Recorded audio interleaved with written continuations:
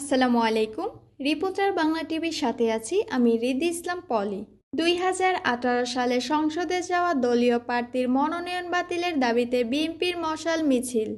চাঁপাইনবাবগঞ্জ থেকে তথ্য ও ভিডিও চিত্রে রয়েছে আমাদের প্রতিনিধি আলী হোসেন। দলীয় সিদ্ধান্ত অমান্য করে 2018 সালে সংসদে যাওয়া চাঁপাইনবাবগঞ্জ 2 আসনের সাবেক সংসদ সদস্য ও বিএনপি শিল্প বাণিজ্য বিষয়ক সহ সম্পাদক আমিনুল ইসলামের পুনরায় দেওয়া দলীয় মনোনয়ন বাতিলের দাবিতে মশাল মিছিল ও সমাবেশ করেছে বিএনপি নেতাকর্মীরা। শুক্রবার সন্ধ্যায় গোমস্তাপুর উপজেলা পরিষদের সামনে থেকে মশাল মিছিলটি বের হয়। মিছিলটি বিভিন্ন সড়ক প্রদক্ষিণ করে একই স্থানে গিয়ে শেষ হয়ে সংক্ষিপ্ত সমাবেশ করে।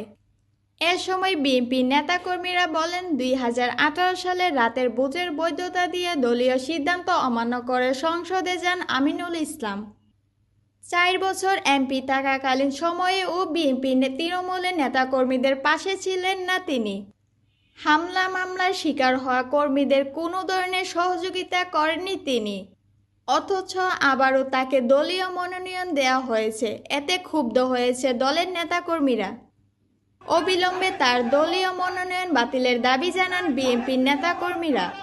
দাবি আদায় না হলে কঠোর আন্দোলনের হুঁশিয়ারি দেন বিএনপির বিভিন্ন স্তরের নেতাকর্মীরা।